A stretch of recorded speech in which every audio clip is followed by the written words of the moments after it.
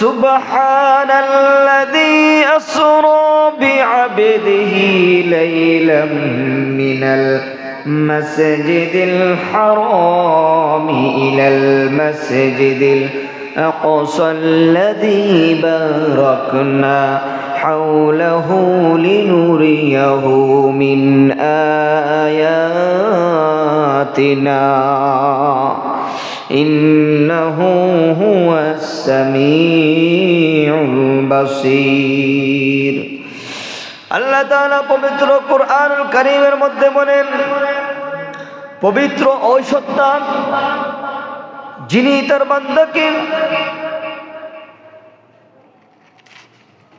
তার বান্দাকে সুবহানাল্লাযী আসরা বিআবদিহি লাইলাম মিনাল মাসজিদিল হারাম, মসজিদে হারাম থেকে মসজিদে আকসা পর্যন্ত ভ্রমণ করিয়েছেন।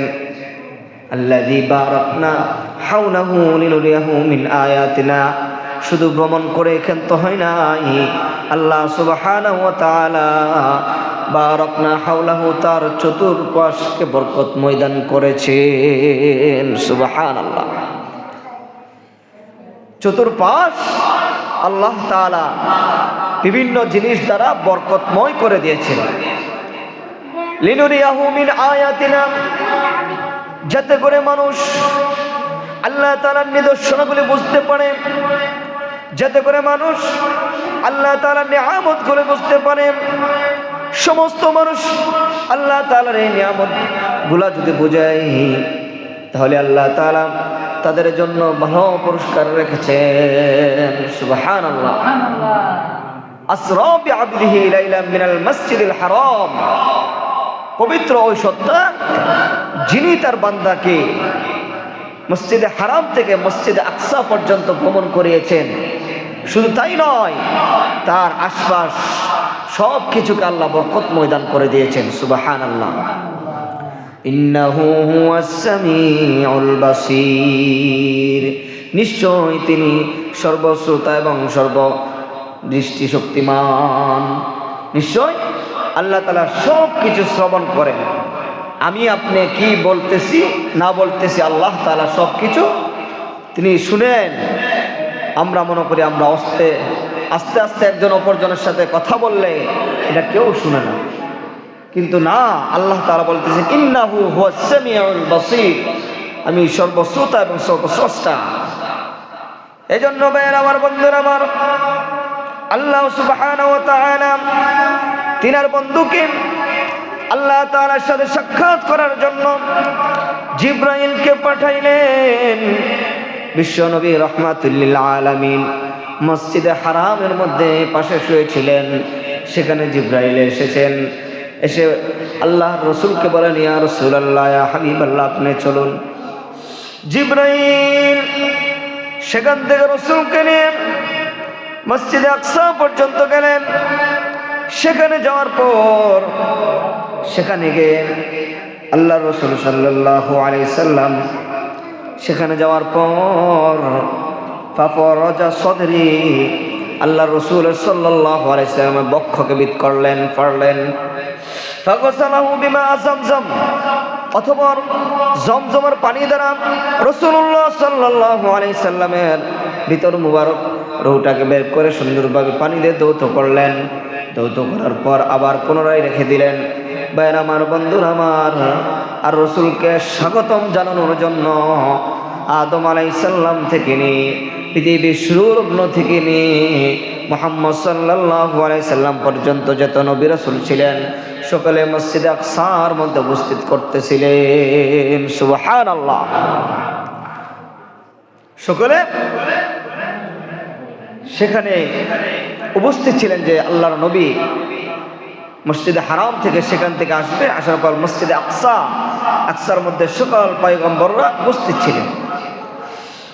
ভাইয়েরা আমার, বন্ধুরা আমার, এরপরে যখন সকল পয়গম্বর উপস্থিত, জিবরাইল বিশ্বনবী রাহমাতুল লিল আলামিনকে নিয়ে যখন আগমন করলেন, আগমন করার পর ওই সময় নামাজের সময় হয়েছে। এখন কে ইমামতি করবে এই নিয়ে সকলের মধ্যে ইখতিলাফ লেগে গেল। যেহেতু সকলে নবী সকলেই পয়গম্বর, তাদের মধ্য থেকে কে নামাজ পড়াবেন এই বিষয়ে সকলেই চিন্তা ফিরে পড়ে গেলেন। সেখানে আদম আলাইহিসসালাম উপস্থিত, ইব্রাহিম আলাইহিসসালাম, মূসা আলাইহিসসালাম, ঈসা আলাইহিসসালাম, নূহ আলাইহিসসালাম, হযরত সুলাইমান আলাইহিসসালাম, হযরত জাকারিয়া আলাইহিসসালাম, হযরত ইদ্রিস আলাইহিসসালাম, এইভাবে লক্ষাধিক পয়গম্বর সেখানে উপস্থিত হয়ে রইলেন। কে ইমামতি করবে এই নিয়ে তাদের মধ্যে ইখতিলাফ লেগে গেল। আল্লাহ তাআলা সাথে সাথে জিবরাইলকে বলেন, ও জিবরাইল, তুমি যাও, যে আমার বন্ধু বিশ্ব নবী রাহমাতুল লিল আলামিন হযরত মুহাম্মদ মুস্তাফা সাল্লাল্লাহু আলাইহি সাল্লামের হাত ধরে তুমি সকলের সামনে তাকে নিয়ে যাও। সুবহানাল্লাহ। আমরা কেমন নবীর উম্মত বন্ধু, একটু চিন্তা করো, যেই নবী নাকি লক্ষ পয়গম্বরের ইমামতি করেছেন, যে নবী নাকি সমস্ত নবীরা থাকা সত্ত্বেও আল্লাহ তাআলা বিশেষ পুরস্কারে পুরস্কৃত করে বিশেষভাবে সম্মান দিয়েছেন আমাদের নবী বিশ্ব নবী রাহমাতুল লিল আলামিনকে। না হয় দেখেন এখানে কত নবী ছিল, ইচ্ছা করলে আদম আলাইহিসসালাম আমাদের রাতে পিতা হিসেবে তিনিও নামাজ পড়াইতে পারতেন। ইচ্ছা করলে মূসা আলাইহিসসালাম, নূহ আলাইহিসসালাম, ওনারা তো অনেক বড় মাপের পয়গম্বর, ওনারা ইচ্ছা করলে নামাজের ইমামতি করতে পারতেন, কিন্তু না, আল্লাহ তাআলার সম্মানে যে শেষ নবী হযরত মুহাম্মদ মুস্তাফা সাল্লাল্লাহু আলাইহি সাল্লামকে সামনের মধ্যে পাঠাইলেন ইমামতি করার জন্য। ভাইরা আমার, বন্ধুরা আমার, এরপরে আল্লাহর নবী সাল্লাল্লাহু আলাইহি সাল্লাম সকলের ইমামতি করলেন। সুবহানাল্লাহ। যখন ইমামতি করা শেষ হলো, নামাজ পড়ানো শেষ হলো, এখন এখান থেকে আল্লাহ তাআলার সাথে সাক্ষাৎ করার জন্য রওনা হবেন। হাতিমে কাবার নিকট নিয়ে আমাকে বললেন, রাসূলুল্লাহ সাল্লাল্লাহু আলাইহি সাল্লামের ভিতরের রূহ মুবারক যখন জমজমার পানি দ্বারা ধৌত করার পর নামাজ পড়ানো হলো, নামাজ পড়ানোর পর উর্দু জগতের জন্য রওনা হয়ে যাবেন। আল্লাহু আকবার। জিবরাইল আলাইহিসসালাম একটি বুরাক নিয়ে আসলেন। হাদিসের মধ্যে আছে এই বুরাকের চোখের এত পাওয়ার, এই চোখে যতটুকু পাওয়ার আছে ওই বুরাক যতটুকু নজর যায় ওই বুরাকটা এক লাফে সেখানে চলে যেতে পারেন। সুবহানাল্লাহ। ওই বুরাক নামক যে প্রাণীটা রয়েছে ওই প্রাণীর চোখের দৃষ্টি যতটুকু যায় সেটা এক লাফে সেখানে চলে যায়। সুবহানাল্লাহ। এখন যদি তার দৃষ্টি প্রথম আসমান পর্যন্ত যায় সে এক লাফে প্রথম আসমানে চলে যাবে, এখন যদি দ্বিতীয় আসমান পর্যন্ত যায় সে এক লাফে ততটুকু দূরে চলে যেতে পারে। ভাইয়েরা আমার, বন্ধুরা আমার, এই নিয়ে কিতাবের মধ্যে ইখতিলাফ আছেন। রাসূলের মেরাজ বুরাকের মাধ্যমে হয়েছে না সিঁড়ির মাধ্যমে হয়েছে না ফেরেশতার পাখার উপর বহন করে হয়েছে।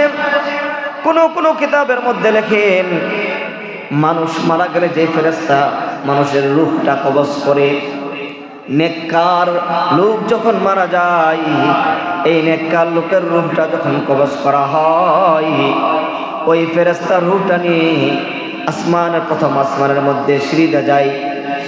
কিতাবের মধ্যে লেখেন রাসূলুল্লাহ সাল্লাল্লাহু আলাইহি সাল্লামের ওই যে উর্দু আসমানের মধ্যে তিনি রওনা হয়েছিলেন প্রথম এই সিঁড়ির মাধ্যমে। আবার কেউ কেউ বলেন আল্লাহর নবী ফেরেশতার পাখার উপর বহন করে সেই আসমানের মধ্যে গিয়েছিলেন, কিন্তু সহিহ হাদিস অনুযায়ী রাসূলুল্লাহ সাল্লাল্লাহু আলাইহি সাল্লাম বুরাকের মধ্যে গিয়ে উর্দু ভ্রমণে গিয়েছেন। সুবহানাল্লাহ। বুরাকটা কেমন ছিল? রাসূলুল্লাহ সাল্লাল্লাহু আলাইহি সাল্লাম বলেন, ওহা দাব্বাতুন আবিয়াদু, সেই প্রাণীটা সাদা ছিল। তবিলুন ফাওকাল হিমার, গাধা থেকে একটু লম্বা ছিল।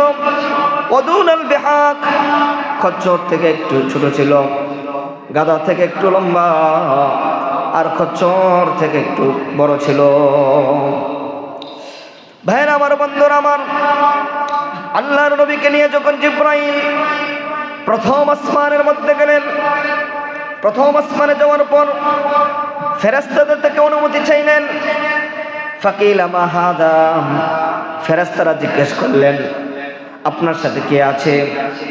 আনা জিব্রাইল, জিব্রাইলকে বললেন আপনি কে? জিব্রাইল বলেন আমি জিব্রাইল। কবলা ওমান মাকা, জিব্রাইলকে আবার প্রশ্ন করলেন ও জিব্রাইল, আপনি পূর্বে কখনো আমাদের সাথে সাক্ষাৎ হয়েছে কি? জিব্রাইল বলেন তোমাদের সাথে আমার সাক্ষাৎ হয়েছে। ওয়াকাদ বুইসতু ইলাইহি, তোমাকে কে পাঠিয়েছেন এবং তোমার সাথে যে লোকটা আছে এই লোকটাকে কে পাঠিয়েছেন?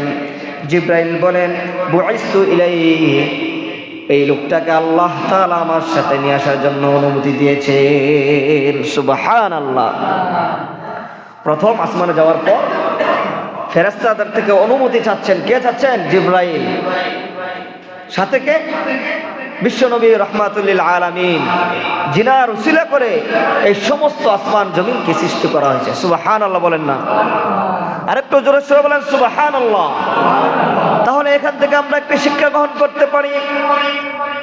আমরা যখন অন্যের বাড়িতে যাই, অন্য ঘরের মধ্যে প্রবেশ করি, প্রবেশ করার পর আমরা সাথে সাথে ওই ঘরের ভিতরে ঢুকে যাব না। ঘরের বাহির থেকে দরজার মধ্যে দাঁড়ায় অনুমতি নিতে হবে। কি বলেন? অনুমতি নিতে হবে না? আমরা যখন অন্যের বাড়িতে যাই দরজায় দাঁড়িয়ে অনুমতি নিতে হবে যে ভাই আমরা আসতে পারি কিনা, অথবা ভাবি আমরা আসতে পারি কিনা। এই হাদিসের মাধ্যমে বোঝা যায় দুনিয়ার সমস্ত মানুষ যখন অন্যের বাড়িতে যাবে তার থেকে অনুমতি নিতে হবে। 3 বার অনুমতি নিতে হবে। জিব্রাইল আলাইহিস সালাতু ওয়াস সালাম 3 বার তাদের থেকে অনুমতি নিয়েছেন। ঠিক এরকম ভাবে দুনিয়ার ক্ষেত্রে মানুষ যদি কারো ঘরে যায়, আপনি যদি অনুমতি নিয়ে যান, তাহলে ঘরের ভিতরে অনেক মহিলা থাকে, অনেক পুরুষ থাকে যাদের আপনার সাথে সাক্ষাৎ করার ওই সমপর্যায় ছিল না। অনেক মা বোন থাকে ঘরের মধ্যে, আপনি যায় যদি চাষি করে ঢুকে যান, সে কোন হালাত আছে আল্লাহ ভালো জানে। এই জন্য রসুলের সুন্নত কি? অনুমতি নিতে হয় 3 বার। বিশ্বনবী রাহমাতুল লিল আলামিন এক সাহাবীর বাড়িতে গেলেন, যাইয়া সাহাবীকে ডাক দিলেন, ও সাহাবী তুমি আছো কি? প্রথম সালাম দিলেন আসসালামু আলাইকুম ওয়া রাহমাতুল্লাহ। এইভাবে সাহাবীকে 3টা সালাম দিলেন। 3টা সালামের পর যখন সাহাবী ঘর থেকে বের হলো না, তখন বিশ্বনবী রাহমাতুল লিল আলামিন ফিরে চলে আসতেছেন। যখন ওই সাহাবী এই ঘটনা দেখলেন, সাহাবী দৌড়তে বাইরে থেকে বের হয়ে বিশ্বনবীকে পিছন দিয়ে ডাকতেছেন, ইয়া রাসূলুল্লাহ, ইয়া হাবিবাল্লাহ, ওগো নবীজি আপনি আমাকে ক্ষমা করবেন। আমি এমন একটা অবস্থায় ছিলাম যে অবস্থার মাধ্যমে আপনার সালামের জবাব আমি দিতে পারতেছি না। ওগো নবীজি আপনি আমাকে ক্ষমা করে দিবেন। এই হাদিস দ্বারা বোঝা যায় যে রাসূলুল্লাহ সাল্লাল্লাহু আলাইহি সাল্লাম তার উম্মতদেরকে এই শিক্ষা দিয়ে গেছেন, যখন কোনো বাড়ির মধ্যে তুমি প্রবেশ করবে তখন তাদের থেকে তুমি অনুমতি নিবে, আর যদি অনুমতি না পাও তাহলে তুমি চলে আসো, তারপরে তুমি বাড়ির ভিতরে ঢুকবে না।